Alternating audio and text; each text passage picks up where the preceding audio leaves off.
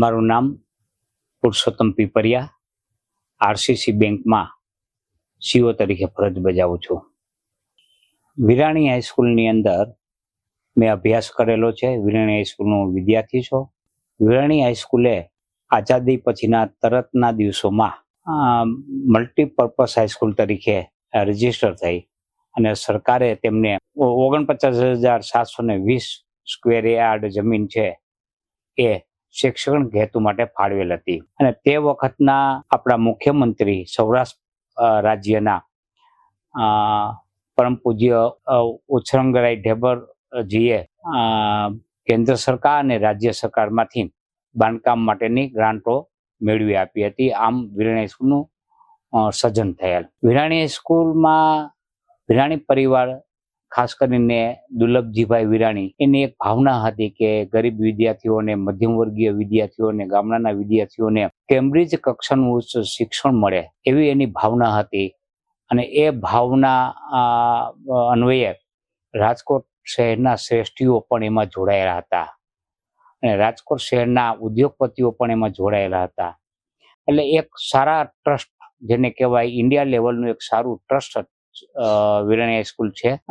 અને વિરાણી હાઈસ્કૂલમાંથી ઘણા ડોક્ટરો, એન્જિનિયરો સહિતના ટોચ ઉપર અધિકારીઓ તરીકે પણ ફરજ બજાવે છે. આમ વિરાણી હાઈસ્કૂલનું શિક્ષણ સર્વાંગી રીતે, ઉચ્ચ સ્તરીય રીતે ચાલી રહ્યું હતું. પરંતુ દુઃખની વાત એ હતી કે વિરાણી હાઈસ્કૂલની જમીન દુર્લભજીભાઈ વિરાણીના ચોથી પેઢીના શ્રેયસભાઈ વિરાણીએ વેચવા માટે દરખાસ્ત કરેલ અને એ દરખાસ્ત ચેરિટી કમિશનર શ્રીએ મંજૂર કરેલ. તેથી અમોને ભારોભાર વિદ્યાર્થીઓને ભારોભાર દુઃખ થયેલ કે વિરાણી હાઈસ્કૂલ જે ભાવનાથી આપવામાં આવી છે એ ભાવનાની વિરુદ્ધ વિરાણી હાઈસ્કૂલનું મેદાન વેચાઈ રહ્યું છે.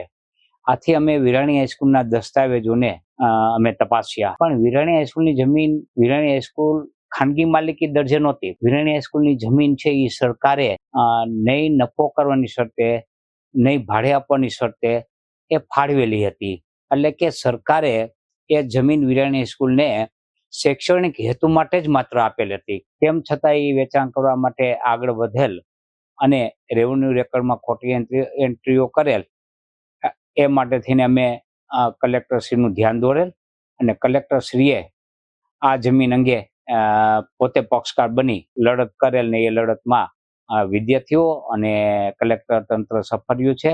અને જમીન છે એ સત્તા પ્રકાર કે અને સત્તા પ્રકાર જી, એટલે કે સરકારે નિયંત્રિત શરતો સાથે ફાળવેલી જમીન છે એવું હોવાનું સાબિત થયું છે.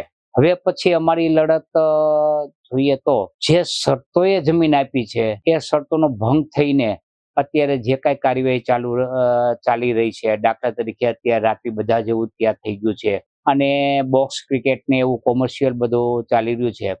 તો આ અંગેની અમે વિદ્યાર્થી સંગઠનની ટીમ અમે તપાસ કરી રહ્યા છીએ અને કલેક્ટરશ્રીને આ અંગે વિગતવાર અમે રજૂઆત કરીશું અને આ અંગે યોગ્ય પગલાં લઈ અને વિદ્યાર્થીઓ માટે, રમતગમત માટે આ મેદાન ખુલ્લું કરે અને વિદ્યાર્થીઓને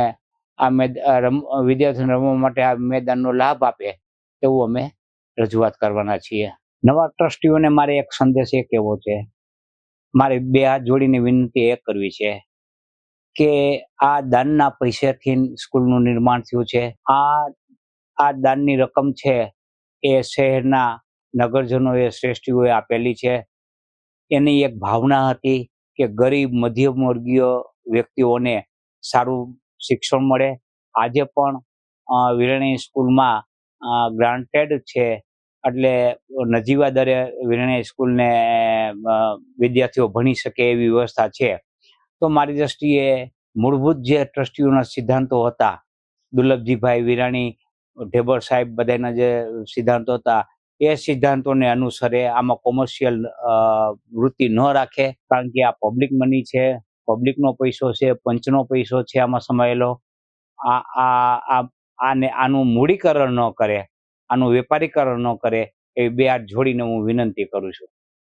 બસ વિરાણી હાઈસ્કૂલ ના દાતાઓએ જે હેતુથી દાન આપ્યું છે એ હેતુ પ્રમાણે વિરાણી હાઈસ્કૂલનો ઉપયોગ થાય અને અન્ય હેતુસર ઉપયોગ ન કરે કે વિરાણી હાઈસ્કૂલનું મેદાન ન વેચાય તે માટે અમે જાગૃત રહેશું અને તે માટે સમયાંતરે અમારે જે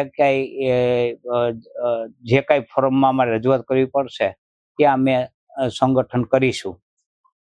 જ્યારે આ 2 દી પહેલા રિઝલ્ટ આવ્યું અને વિદ્યાર્થીઓની અને સરકારની તરફેણમાં હુકમ આવ્યો અને એની જ્યારે માધ્યમો દ્વારા પ્રસિદ્ધિ થઈ ત્યારે વિદેશથી અનેક ફોનો અમારી ઉપર આવ્યા છે અને ખૂબ જ હરખ વ્યક્ત કરે છે કે વિરાણી હાઈસ્કૂલનું મેદાન બચી ગયું અને આ એક બધાના કલ્યાણ અર્થે જે નિર્ણય આવ્યો છે તે બિરદાવવાના પાત્ર છે. અને જે વિદ્યાર્થી સંગઠને મહેનત કરેલ છે તે વિદ્યાર્થી સંગઠનને પણ અભિનંદનને પાત્ર છે. જે એડવોકેટ ગોગે સાહેબે વિના મૂલ્યે સેવા આપેલ છે એને પણ બિરદાવતા ફોનો ઘણા આવ્યા છે અને ખૂબ રાજીપો છે. બધાયમાં જૂના વિદ્યાર્થીઓમાં ઘણો જ સંતોષ છે.